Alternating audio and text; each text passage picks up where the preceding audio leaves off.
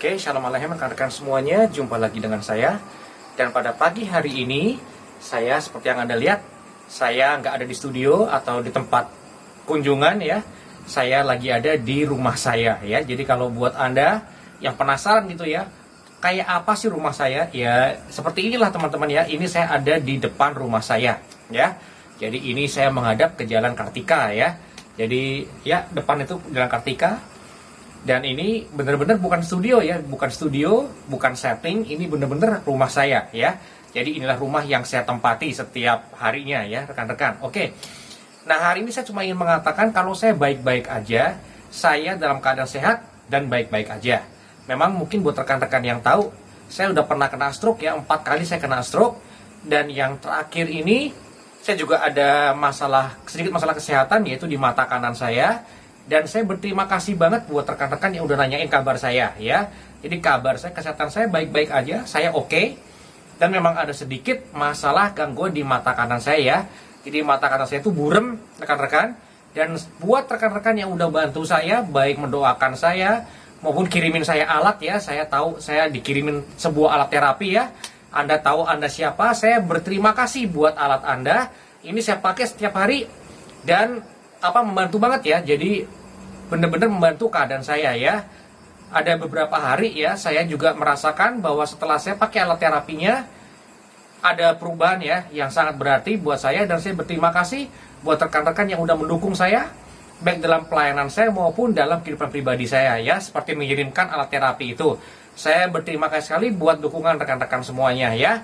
Bapak Yahweh yang bisa membalaskan apa yang telah Anda lakukan buat saya ya. Semua berkat-berkat yang telah Anda kirimkan buat saya, hanya Bapak Yahweh dalam nama Yesus HaMashiach yang bisa membalaskan Anda. Oke, rekan-rekan, hari ini khusus ya, saya ingin bahas kembali.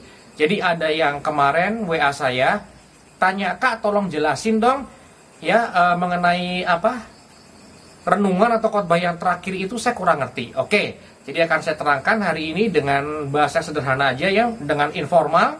Saya akan terangkan aja ya apa yang kemarin saya sampaikan. Jadi gini rekan-rekan, banyak sekali dari antara kita yang kalau dibilang, wah kamu teologi kemakmuran ya, itu marah ya, benar-benar marah ya, dianggapnya kayak saya tuh ngatain dia sesat atau gimana. Nah rekan-rekan, padahal nggak gitu ya. Jadi seperti yang saya sampaikan juga kemarin ya, saya berkata kalau kemakmuran itu ada nggak di firman Tuhan, ada nggak janji Tuhan soal berkat-berkat ya, soal berkat-berkat, soal kekayaan, kehormatan, kemuliaan, ada atau nggak? Ada. Walaupun ada ayat-ayat yang walaupun ada ayat-ayat untuk kita merendahkan diri kita, merendahkan hati kita, ya nggak sombong, merendahkan hati untuk berbuat amal, berbagi, memberkati. Tetapi saya tahu ada banyak sekali dari antara kita yang alergi ya. Kalau dibilang, wah kamu teologi kemakmuran, alergi, bahkan marah teman-teman ya. Tapi, ya itu titik tumpunya. Saya tahu ada orang-orang yang marah kalau dibilang kemakmuran, tetapi fokus dari iman mereka ya memang kemakmuran gitu loh. Jadi gimana cara supaya itu memberkati, duit, berkat ya. Udah lupa ayat-ayat soal memberkati, nggak sombong, lupa teman-teman ya. Lupa. Bahkan ada orang yang benar-benar sudah otaknya tuh benar-benar kemakmuran banget ya. Pada suatu hari itu negur saya ya, dia bilang, Pak, channel diganti dong, namanya masa pendeta Lamborghini ya, diganti dong channelnya, itu terlalu sombong Pak, terlalu memamerkan kekayaan. Nah rekan-rekan, jujur saya ngomong ya, saya ini mobil aja nggak punya ya, saya saat ini tidak punya mobil, jadi nggak punya yang namanya mobil, apalagi Lamborghini gitu ya. Nah tapi karena otaknya itu udah mikirnya, wah kekayaan, kemewahan gitu ya, jadi benar-benar nuduh saya atau yakin banget merasa kalau saya punya Lamborghini ya. Padahal nggak punya. Yang saya punya itu adalah jaket yang tulisannya Lamborghini ya. Karena saya nggak punya mobil, tapi kadang-kala pakai jaket yang tulisannya Lamborghini, maka teman-teman saya ngolok-ngolok saya ya. Sugeng itu pakainya Lamborghini, ya bukan mobil tapi yang dipakai. Yang dipakai itu jaket ya, yang tulisannya Lamborghini. Jadi itu suatu olok-olokan dari teman-teman saya. Ya nggak apa-apa. Saya wajar aja diolok-olok ya. Karena apa? Ya memang teman-teman saya ada yang fokusnya ke berkat-berkat. Ini saya ngomongin soal hamba Tuhan ya, teman-teman saya yang hamba Tuhan ya. Karena buat mereka kesuksesan itu Kalau gerejanya besar, jemaatnya banyak dan kaya-kaya, perpuluhannya besar dan bisa ngasih saya gembalanya juga uangnya banyak. Bagi mereka itu kesuksesan, itu buat mereka ya. Oke, saya nggak ikut-ikutan, tapi memang buat banyak orang seperti itu. Ya, jadi memang kita itu banyak kali gereja-gereja itu banyak yang sangat terpengaruh atau dikuasai oleh teologi kemakmuran sampai ayat-ayat lain tuh lupa. Istilah saya lupa ya. Tentunya nggak lupa, ingat juga, tapi bukan jadi fokus lagi. Kalau ada yang ulang tahun, wah, panjang umur, tangan kanan, kekayaan hormat tangan kiri. Kenapa harus itu ayatnya? Ya, saya seringkali protes juga ya. Kenapa ayatnya harus itu? Kenapa nggak ayat lain? Misalnya apa? Semakin memberkati. Ya, semoga kiranya Bapak Yahweh semakin membuat kamu jadi berkat buat orang lain ya. Kadangkala dari banyak ayat, kenapa ayat yang dipakai seperti itu? Kekayaan, hormat, panjang umur, ya kan? Kemuliaan, teman-teman. Makanya saya seringkali ngomong ini soal fokus ya. Firman Tuhan tuh lengkap ya. Soal berkat-berkat ada nggak? Ada. Jadi kalau Anda sekarang minta berkat, boleh nggak? Boleh, boleh. Jadi kekayaan tuh ada dalam firman Tuhan ya. Berkat-berkat ada dalam firman Tuhan ya. Jadi jangan anti ya. Karena memang ada di firman Tuhan, nggak apa-apa. Tapi kalau pikiran kita itu sudah fokusnya ke ayat-ayat soal berkat-berkat, ke ayat soal kemuliaan, kehormatan, kalau saya sih menyarankan maybe there's something wrong with it ya. Jadi memang ada ayatnya, tetapi kalau fokusnya ke situ, saya rasa udah nggak balance ya, udah nggak bener gitu ya. Jadi rekan-rekan, hari ini saya mau terangkan sedikit aja yang saya sampaikan kemarin, karena begitu banyak orang yang mulai fokusnya itu sudah ke ayat soal berkat-berkat, kekayaan, kemuliaan ya. Jadi ayat-ayat lain yang ada juga di firman Tuhan itu mulai terlupakan ya, atau nggak jadi fokus lagi. Pada Tuhan itu ingin kita diberkati untuk apa? Anda tahulah ayatnya ya. Diberkati untuk memberkati. Tapi faktanya, orang yang suka mengutip diberkati untuk memberkati, nggak gitu maksudnya. Maksudnya apa? Berkatin gue dong, ntar gue berkatin deh kalau gue udah diberkati. Itu loh rekan-rekan. Ya, jadi kemarin itu saya ingin menyampaikan apa? Ya, pesan Tuhan. Kalau Anda saat ini lagi bergumul, Anda belum kaya, belum diberkati, ya, Anda belum sehat, tenang aja. Kenapa tenang ya? Karena Tuhan kita, Bapak Sorgawi itu beda mikir sama kita. Kita yang seringkali mikir, kalau kesuksesan seorang hamba Tuhan, dilihat dari apa? Jemaatnya yang banyak, gerejanya, gedungnya besar ya. Lalu berkat yang melimpah ya. Berkat dalam arti yang picik ya. Memang berkat dalam arti apa? Duit. Dalam arti apa? Fasilitas ya. Dalam arti apa? Gedungnya gede, ber-AC, mungkin punya juga kolam renang ya. Anda tahu pernah juga ada orang-orang yang keluar dari gereja yang saya gembalakan gara-gara apa? Ada gereja lain Pak, ya, yang kalau membernya gereja itu boleh berenang Pak, dan boleh ke gymnya, karena gereja itu belum punya gedung, tapi nyewa sebuah sport center, sehingga kalau jemaat gereja itu otomatis boleh masuk ke sport center, boleh ke gymnya gratis, lalu boleh juga berenang sana gratis, ya. Nah, kalau saya terus terang saya bilang, kita belum punya seperti itu fasilitas, ya. Tapi nggak apa-apa juga, yang saya janjikan adalah saya cuma bisa menjanjikan atau berkomitmen bahwa saya akan jadi gembala Anda yang memperhatikan kehidupan Anda ya. Saya mungkin nggak bisa bantu uang, mungkin saya nggak bisa bantu dengan fasilitas, tapi kalau Anda ada masalah, saya bisa yakinkan buat Anda, kalau saya nggak pernah kabur kok. Kalau ada jemaat yang bermasalah, pasti saya doain. Nggak ada jam malam buat saya ya.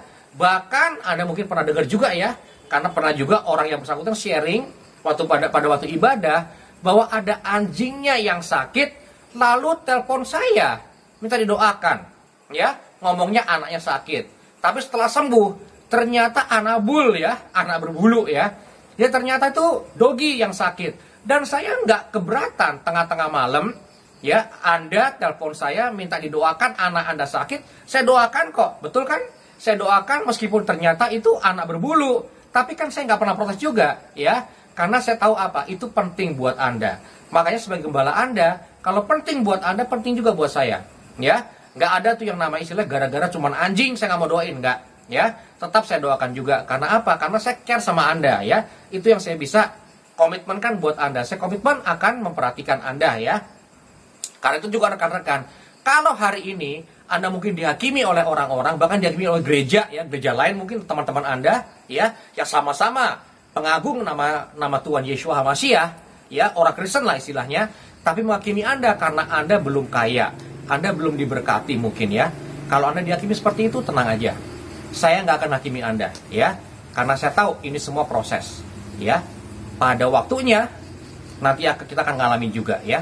Pada waktunya nanti kita akan alami juga, ya, yang namanya berkat-berkat, kesehatan, ya, kesembuhan, kesehatan. Karena apa? Karena ada ayatnya. Jadi rekan-rekan, hari ini saya ingin katakan pada Anda, kuatkan Anda bahwa firman Tuhan itu ya dan amen, ya. Semua itu dalam firman Tuhan kita akan ngalamin. Jadi Anda pegang aja janji Tuhan. Karena yang tertulis dalam firman Tuhan, yang tertulis dalam firman itu adalah janji Tuhan. Jadi kita aminkan aja, ya, kita sepakat dengan Tuhan. Kalau belum, nggak apa-apa, ya. Karena apa? Karena ada prosesnya. Dan kita paling benci sama kata-kata proses, kan? Kapan kak nggak kelar-kelar prosesnya? Diproses mulu. Iya, nggak apa-apa. Teman-teman, saya mau cerita ya sebagai penutup aja hari ini. Saya pernah nonton sebuah channel YouTube, ya.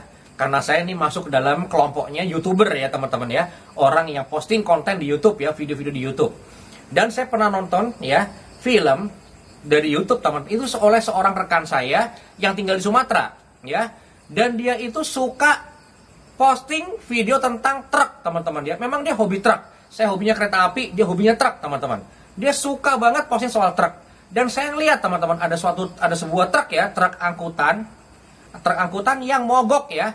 Mogok di tengah jalan, dan jalan itu jalannya tuh berkelok-kelok, teman-teman. Mungkin ada yang di Sumatera tahu lah, sangat terkenal, ya, kelokan ini, teman-teman, ya.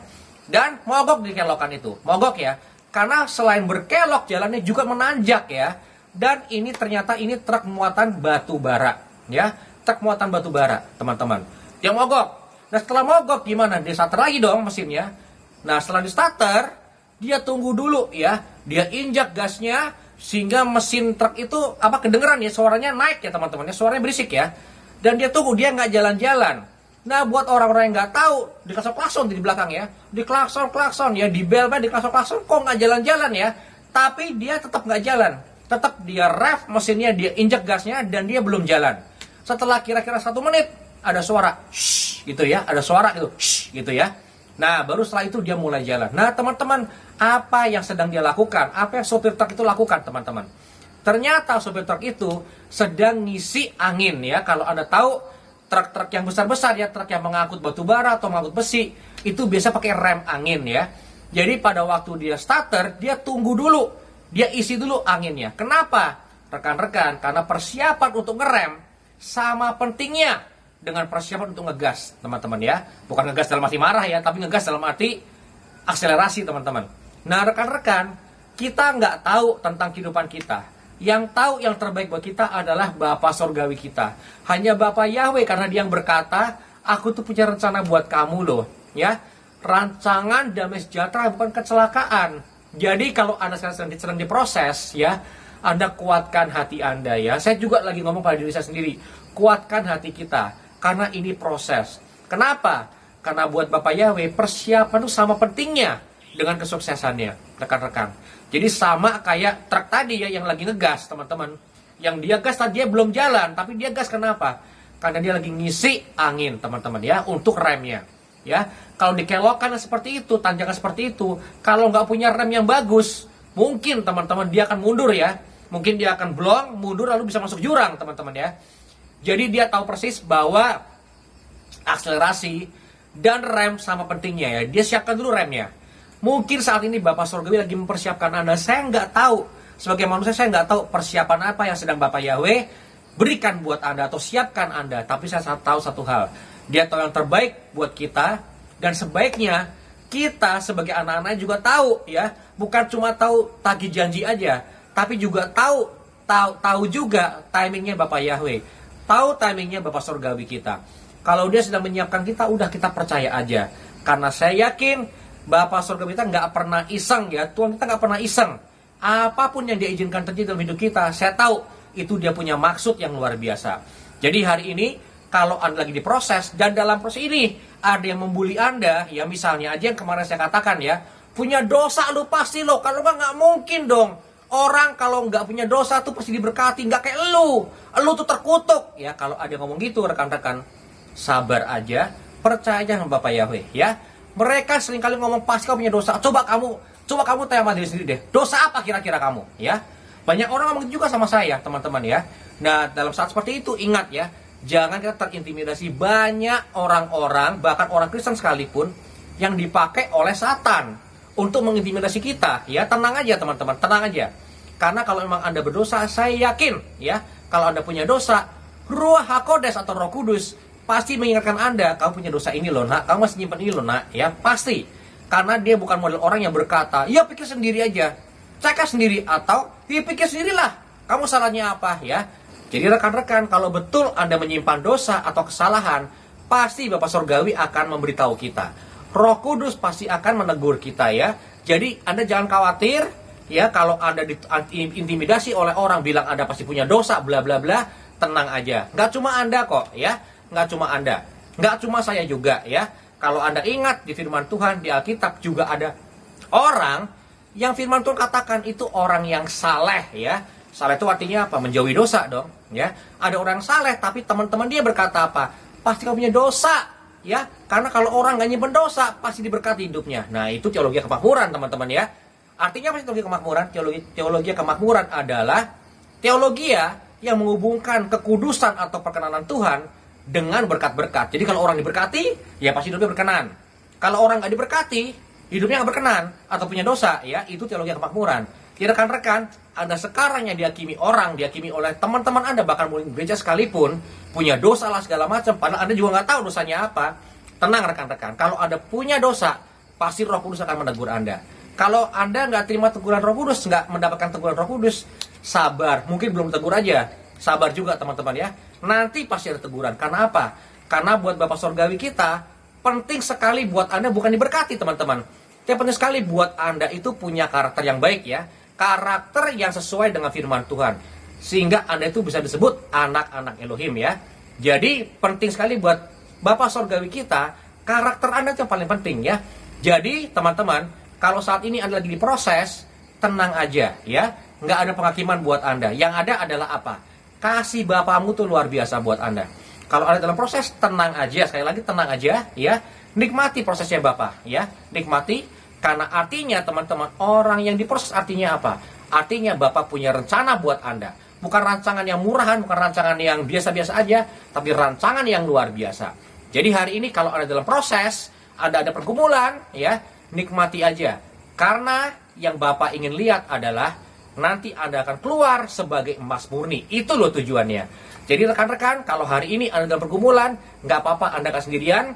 Saya juga bareng-bareng sama Anda, saya juga dalam pergumulan, dalam proses. Tapi intinya apa teman-teman? Yang penting kita tahu adalah apa? Proses itu artinya bahwa Anda sedang disiapkan untuk suatu hal yang luar biasa. Ya, jadi hari ini jangan takut dan jangan kecil hati. Kalau Anda dalam proses, tenang aja. Artinya, suatu yang besar akan segera menanti Anda. Dan saya yakin sekali, ini saatnya proses daripada Bapak itu lagi dipercepat. Jadi artinya, nggak lama lagi. Anda akan menerima apa yang Anda janjikan, apa yang Anda doa-doakan, apa yang Anda impi-impikan. Mungkin panggilan Tuhan itu yang sedang Anda doakan, sedang Anda gumuli, mungkin tinggal sebentar lagi.